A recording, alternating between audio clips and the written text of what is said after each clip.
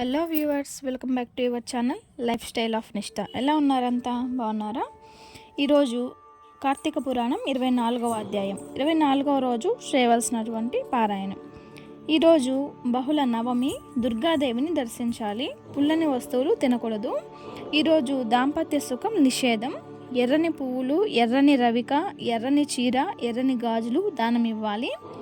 24వ రోజు చేయవలసినటువంటి పారాయణం. అంబరీషుని ద్వాదశి వ్రతము.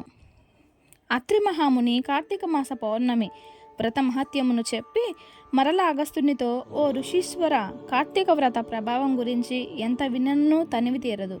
నాకు తెలిసిన ఇంకో కథ చెప్తాను విను అని ఇలా చెప్పసాగారు. కార్తీక శుద్ధ ద్వాదశికి హరిబోధిని అనే మరో పేరు కలదు. ఆనాడు పుణ్యనదుల్లో స్నానం చేసినందువలన, సూర్య చంద్రగ్రహణ సమయాలయందు స్నానం చేసినందువల్ల ఎంత ఫలం కలుగుతుందో, కార్తీక వ్రతం నందు శుద్ధ ద్వాదశి నాడు భక్తి శ్రద్ధలతో దాన ధర్మాలు చేసేవారికి అంతే ఫలితం కలుగుతుంది. ఆ ద్వాదశి వ్రతము చేయవలసిన విధానం చెప్తాను వినుము.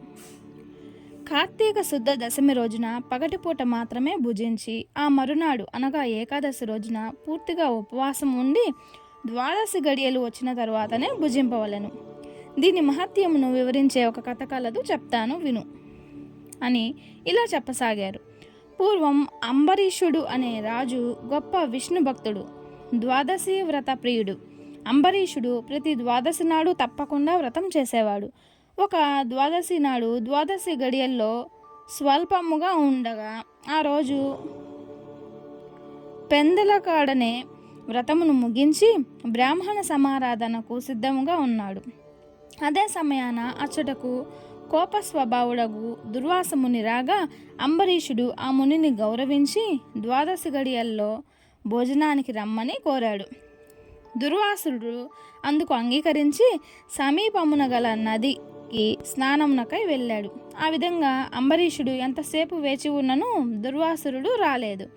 ద్వాదశి గడియలు దాటిపోవచ్చున్నవి. అంబరీషుడు ఏం చేయాలో తోచక తనలో తాను ఇంటికొచ్చిన దుర్వాసుని భోజనానికి రమ్మని పిలిచితిని. ఆ ముని నదీ స్నానానికి వెళ్ళి ఇంతవరకు రాలేదు. బ్రాహ్మణునకు ఆతిథ్యం ఇచ్చేదని మాట ఇచ్చి భోజనం పెట్టకపోవట మహాపాపం. అది గృహస్థునకు ధర్మము కూడా కాదు. ఆయన వచ్చు వరకు ఆగినచో ద్వాదశి గడియలు దాటిపోవును, వ్రతభంగం అవును. ఈ మహాముని కోప స్వభావం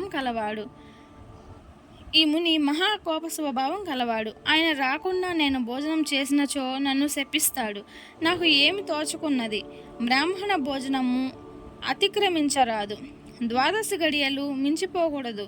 గడియలు దాటిపోయిన తర్వాత భుజించిన హరిభక్తిని వదిలిన వాడు నగుతాను. ఏకాదశి నాడు ఉన్న ఉపవాసము వృధా అవుతుంది. ద్వాదశి విడిచి భుజించిన భగవంతునకు భోజనం చేసే దుర్వాసునకు కోపం వచ్చును. అదీనుగాక ఈ నియమాలను నేను అతిక్రమించినచో వెనుకటి జన్మలయందు చేసిన పుణ్యాలు నశించును. దానికి ప్రాయశ్చిత్తము లేదు అని ఆలోచించి బ్రాహ్మణ శాపమునకు భయము లేదు. ఆ భయమును శ్రీ మహావిష్ణువే పోగొట్టగలడు. కావున నేను ద్వాదశి గడియల్లో భోజనం చేయుటయే ఉత్తమం అని పండితులతో పెద్దలతో ఆలోచించుట మంచిది అని సర్వజ్ఞులైన కొందరు పండితులను పిలిచి వారితో ఈ విషయం అంతా చెప్పాడు.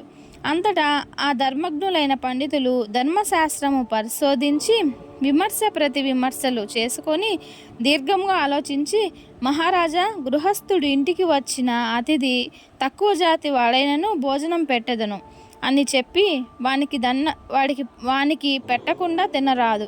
అందులోనూ వేదాంగ విద్యా విశారదుడు, మహా తపశ్శాలియు, సదాచార సంపన్నుడు అయిన దుర్వాస మహాముని భోజనానికి పిలిచి అతనికి పెట్టకుండా తాను భుజించుట వల్ల మహాపాపం కలుగును. అందువల్ల ఆయుక్షీణం కలుగును.